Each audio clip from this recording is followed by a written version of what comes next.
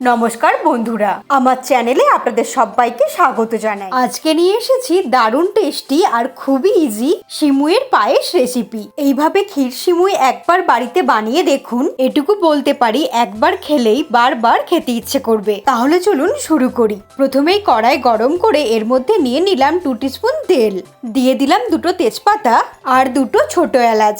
এর সঙ্গে দিয়ে দিলাম 8 থেকে 10টা কাজু বাদাম। কাজুটাকে ফ্রাই করে নেব 10 সেকেন্ড। দিয়ে দেবো 1 কাপ পরিমাণে সিমুই। আমি এখানে রোস্টেড সিমুই অ্যাড করলাম।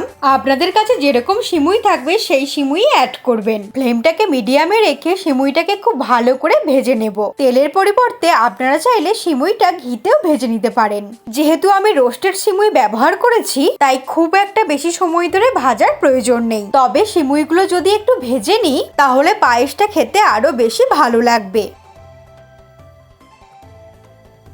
প্রায় 1 থেকে 2 মিনিট হালকা করে ভেজে নেওয়ার পর এর মধ্যে দিয়ে দিচ্ছি 2 কাপ পরিমাণে দুধ। দুধটাকে আমি আগে থেকেই ফুটিয়ে ঠান্ডা করেই রেখেছিলাম, সেটাই আমি অ্যাড করে দিলাম। নর্মাল টেম্পারেচার দুধ কিন্তু ব্যবহার করতে হবে। ফ্রিজের ঠান্ডা দুধ ব্যবহার করলে কেটে যাওয়ার চান্স থাকে। দুধ অ্যাড করার পরে ফ্লেমটাকে মিডিয়ামে করে অপেক্ষা করব সিমুইটা সেদ্ধ হওয়ার জন্য। সিমুইটা সেদ্ধ হতে প্রায় 2 থেকে 3 মিনিট টাইম লাগবে। আর এই সময় আমাদের কয়েকবার নেড়ে দিতে হবে যাতে কোনোভাবে নিচে লেগে না যায়।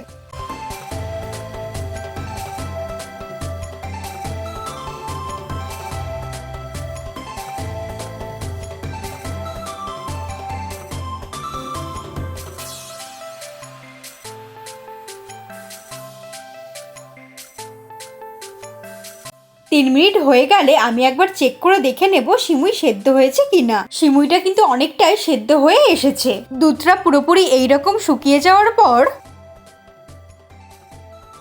এর মধ্যে অ্যাড করে দেব 1/2 কাপ পরিমাণে চিনি। চিনি অ্যাড করার পরে মিশিয়ে নিয়ে একটু নেড়েচেড়ে নেব।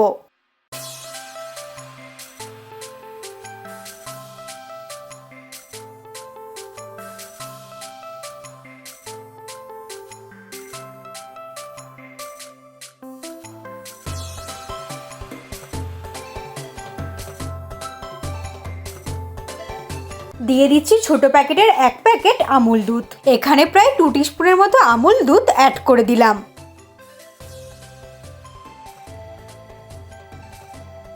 সিমুইয়ের সাথে আমুল দুধটাকে ভালো করে মিক্সড করে নেব।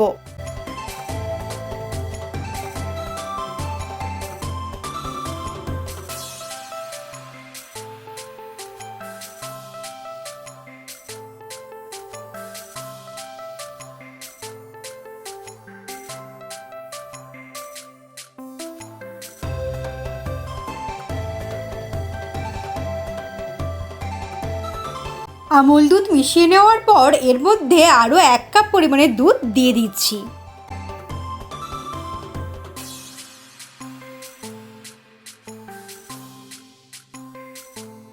দুধটা দেওয়ার পর 1 মিনিট ফুটিয়ে নিলেই তৈরি কিন্তু আমাদের ক্ষীর সিমুই। পায়েসটা আমাদের যেরকম পছন্দ, খুব বেশি ঘন পছন্দ হলে একটু ঘন করে ফুটিয়ে নেব, আর যদি একটু পাতলা পছন্দ হয় তাহলে খুব একটা ফোটানোর প্রয়োজন নেই।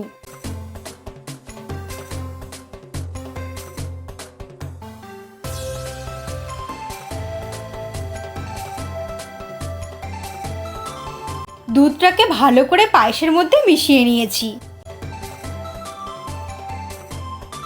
সবশেষে ওপর দিয়ে আরও 1 টিস্পুন আমুল দুধ ছড়িয়ে দিলাম। আমুল দুধটা মিশিয়ে নিয়ে ওভেনটাকে অফ করে দেব। তারপর হালকা ঠান্ডা হলে ক্ষীর সিমুইটাকে সার্ভ করে দেব।